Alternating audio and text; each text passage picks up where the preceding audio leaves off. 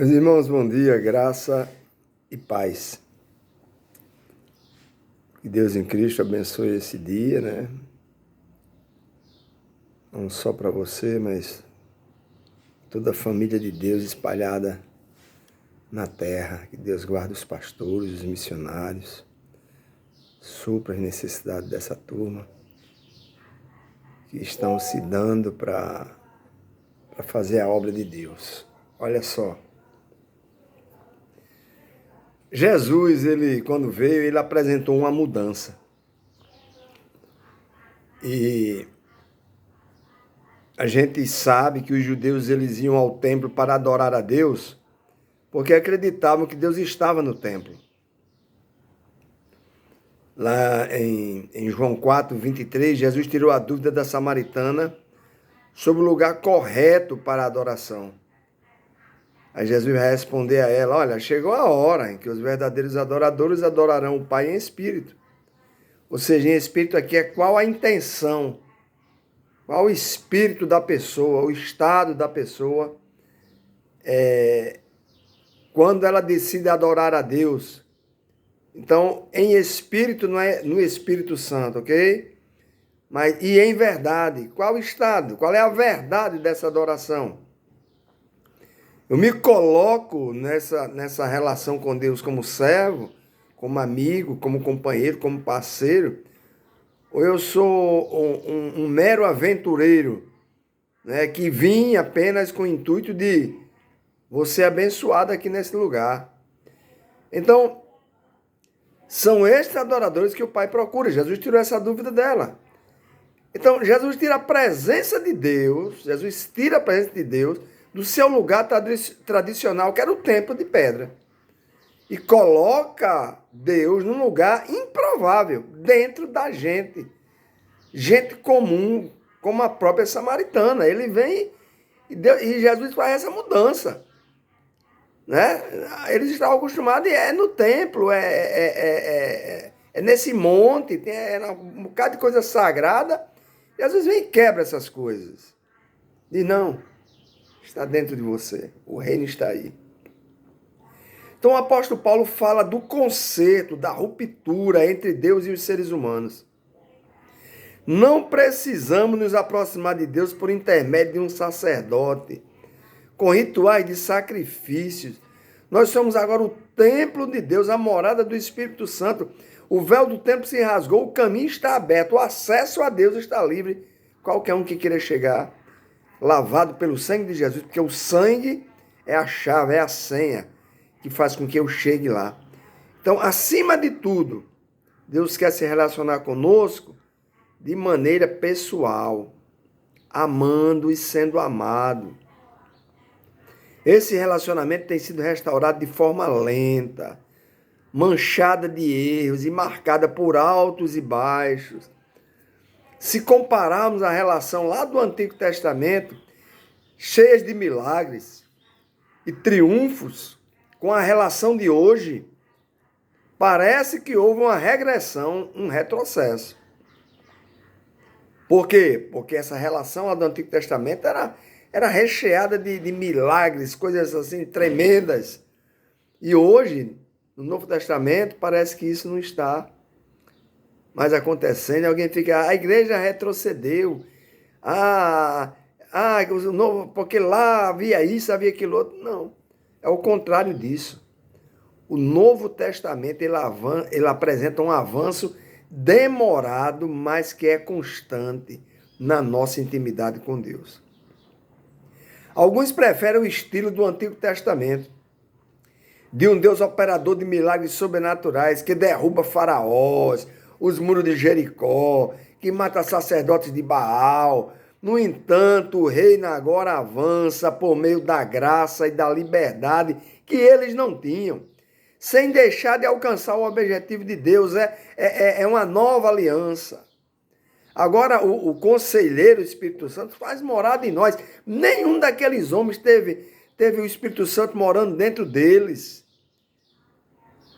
Você quer trocar aqueles milagres, você quer ser usado e não ter o Espírito Santo morando dentro de você? Não, eu prefiro a graça. O Espírito Santo veio morar em mim, um mero pecador. um homem cheio de falhas, e às vezes dando lugar à carne, se não vigiar. É muita diferença do antigo para o novo. Agora é graça. Então o Espírito Santo agora trabalha por dentro. E para que haja um relacionamento entre parceiros desiguais. Nós e ele. É uma desigualdade tremenda. Porque ele é o espiritual. Nós somos aqui desse mundo. E a oração é o meio ideal para isso acontecer. Então, orar é cooperar com Deus. E isso abre o caminho para a graça trabalhar.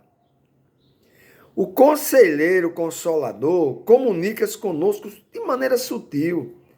Ele alimenta nossa mente com ideias, chamando nossa atenção para um comentário que feriu alguém que acabamos de fazer, levando-me a escolher melhor, lançando luz sobre os perigos da tentação e me sensibilizando com relação às necessidades do meu próximo.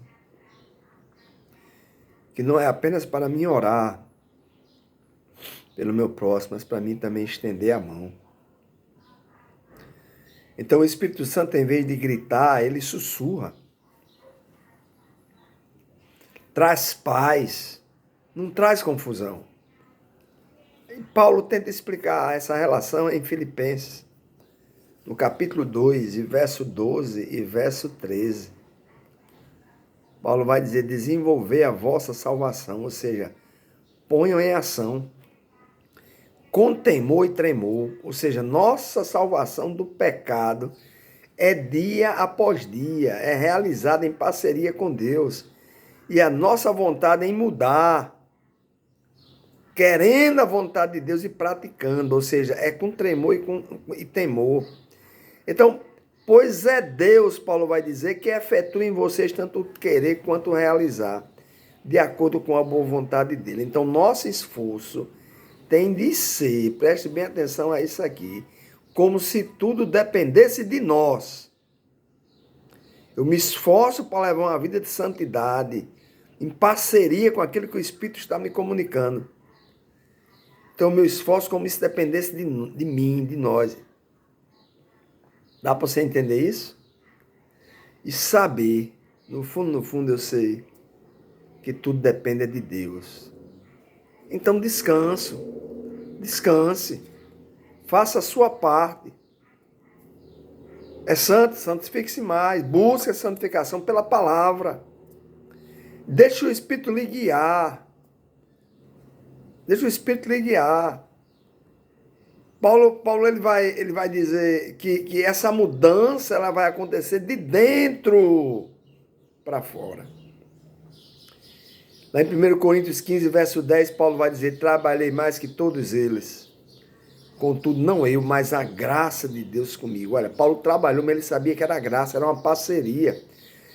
Sou diante de Deus e a sua igreja apenas o que a graça de Deus me tem feito. Tudo o que vale é aquilo que é obra, fruto da graça de Deus em mim. Porque sem ele nada podemos fazer.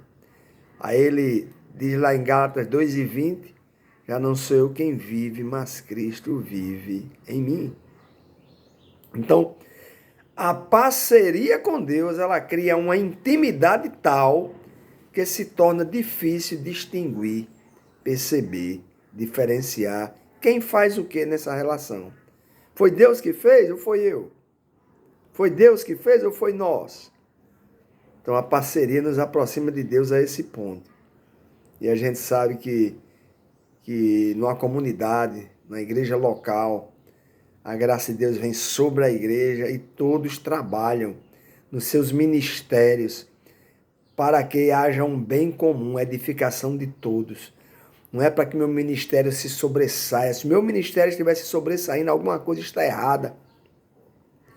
Porque no evento de um ministério, de um só que esteja à frente naquele dia, todos os outros estarão envolvidos. Amém? Pensa nisso. Deus em Cristo abençoe o teu dia.